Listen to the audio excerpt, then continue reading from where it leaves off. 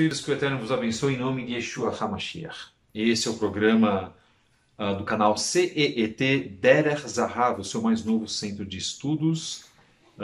Eu sou Fábio Pires, Moré Fábio Pires. Nós estamos iniciando mais um programa falando agora sobre Yeshua HaMashiach, as evidências de que Yeshua era um Mashiach na sua época e continua sendo. Você acompanhou os dois programas, programa de estreia com o tema A Ética Judaica, e você acompanhou também o programa número 2, Tzedakah, Atos de Bondade, de Justiça e de Caridade.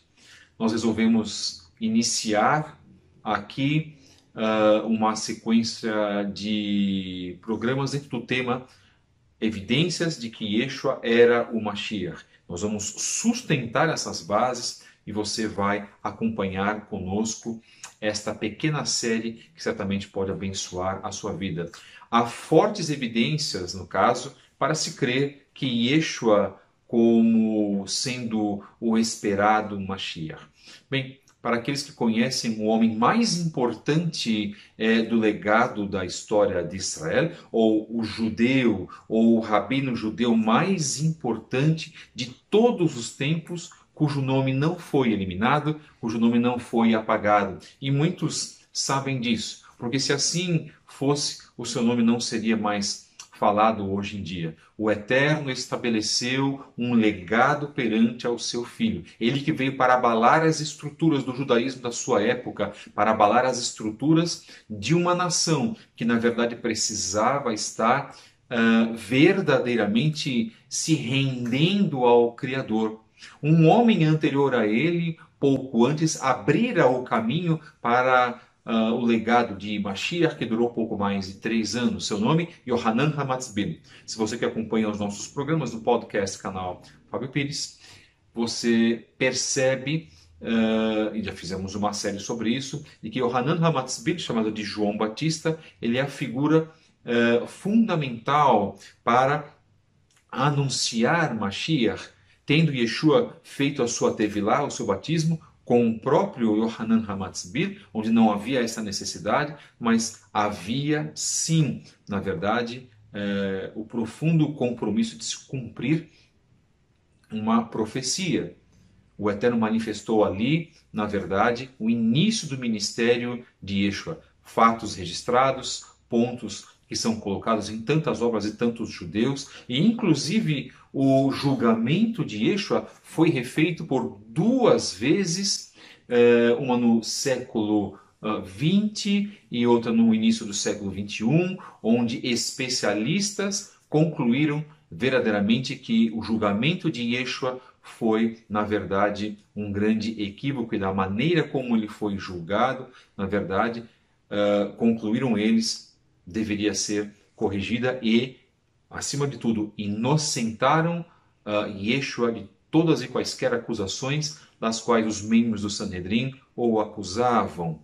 Os próprios discípulos de Yeshua demonstraram, na verdade, essa emoção quando ouviram as suas palavras. Um jovem Yehudi, um jovem judeu chamado André ou Andrai, depois de ouvir a Yeshua, correu ao encontro de seu irmão Shimeon Kefa e disse-lhe: achamos o Mashiach. Isso é marcado em Yohanan, capítulo 1, verso 41.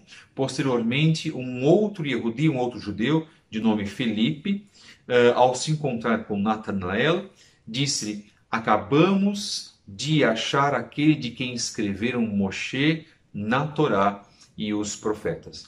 Yeshua Hanotseri ben Yosef, isto é, Jesus de Nazaré, filho de Yosef. Isso está marcado em Yohanan capítulo 1, verso 45.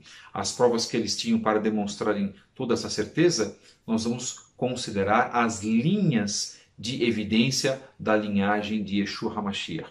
Portanto, o que nós temos, na verdade, seria como provar que Yeshua é o Mashiach. E esse trabalho que nós fazemos, e porque escolhemos esse trabalho também, nos dá uma grande responsabilidade, porque evidencia, dentro dos propósitos daquilo que Yeshua predicou, isto é, pregou em sua vida, dos propósitos dos seus milagres, das maravilhas que ele fez e também daquilo que ele, na verdade, preencheu dentro do que se dizia o Tanar como o Mashiach.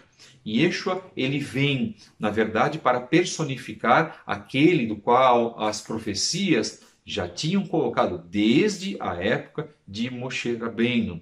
Então, as evidências de que ele nasceria em Bethlehem, Yeshua cumpriu esse tema. Por exemplo, as descrições que são colocadas em Yeshayahu 53, todas as descrições colocadas em Yeshayahu 53, Isaías 53, denotam, sim, a descrição de um homem, não da nação de Israel. O que nós temos que colocar muito em pauta é de que também muitos judeus se curvam ao testemunho de Yeshua em crer que ele é o Mashiach, também pela leitura de Yeshayahu 53. O que poucos sabem, por exemplo, é de que os judeus, em boa parte, dentro das yeshivot, são proibidos de ler Yeshayahu 53. Já uma manipulação rabínica, na verdade, que faz impedir de se enxergar Yeshua, mesmo pelo impedimento da leitura dentro do Tanar, fazendo com que muitas pessoas não se atentem a esse fato.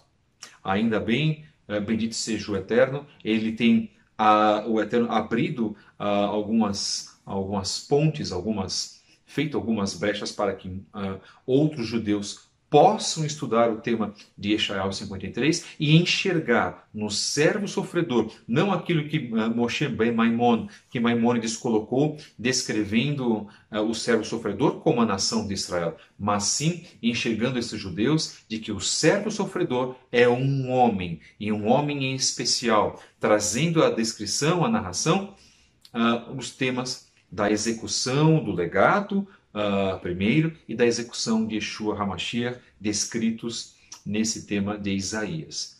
Você vai acompanhar conosco no próximo programa e na sequência a linhagem de Yeshua HaMashiach, e isso certamente vai trazer elucidações, esclarecimentos. Se você tiver alguma dúvida, isso vai certamente abençoar o teu entendimento. Talvez você tenha sido embriagado pelo discurso ou pela ladainha de algumas congregações que antes eram judaico-messiânicas e que, infelizmente, negaram a Mashiach inescrupulosamente, e você hoje se encontra numa confusão, vamos colocar assim, através desse programa, talvez, e de tantos outros trabalhos que queridos irmãos nossos têm feito nessa rede social. Talvez esse trabalho possa também colaborar para o esclarecimento e que você retire as suas dúvidas, pois Yeshua é verdadeiramente o Mashiach de Israel das nações. Acompanhe esse trabalho, aguarde-nos na sequência. Shalom, shalom.